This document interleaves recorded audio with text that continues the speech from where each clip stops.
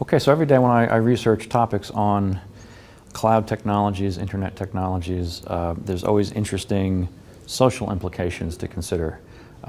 Very often I'm looking at that from the point of view of how can this be exploited, but sometimes it seems very philosophical, the questions that get raised. So for example, I have an Amazon Kindle that I recently purchased, and digging into the security settings, the control settings of the Kindle, what I could do with it, how I could configure it, I discovered I can now do one-click purchases of ebooks.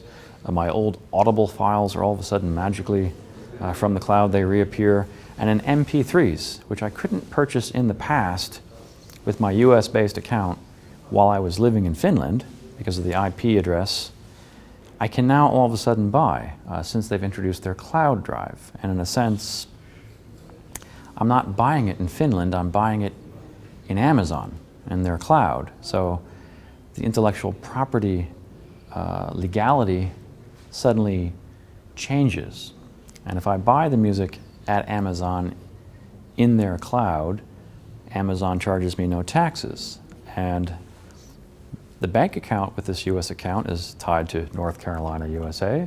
I live in Finland. I paid no North Carolina taxes. I paid no VAT for Finland, EU, and I paid, well, I don't need to buy storage media, just download these materials. They go to the cloud, so I don't need to buy blank hard drives, which in many EU countries have a copyright levy that goes to a royalty fund to fund artists. So this is a really convenient purchase for me, but I'm left wondering, well, how do I fund my government?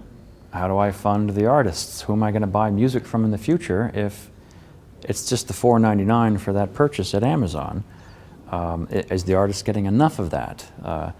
New technologies, bring up the question, are we destroying jobs?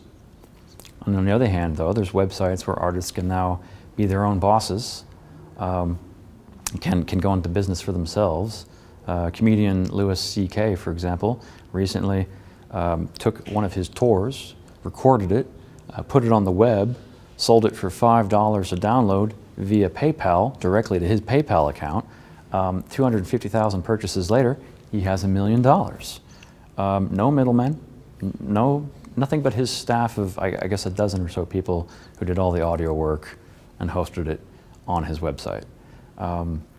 So I'm pretty sure Louis C.K. is not going to pay income tax, but we don't have the same worries about VAT and royalty funds. The artist just goes out there directly to his audience and sells it directly. So hopefully the pain won't be too great as people have to shift to these new purchasing models, because our stuff is becoming, it's not stuff anymore, it's digital. And there's no way governments can possibly keep up with trying to tax this stuff. So the guys who produce our music, our art, our video, hopefully they adapt to the new models of selling faster than the systems that are dying go away.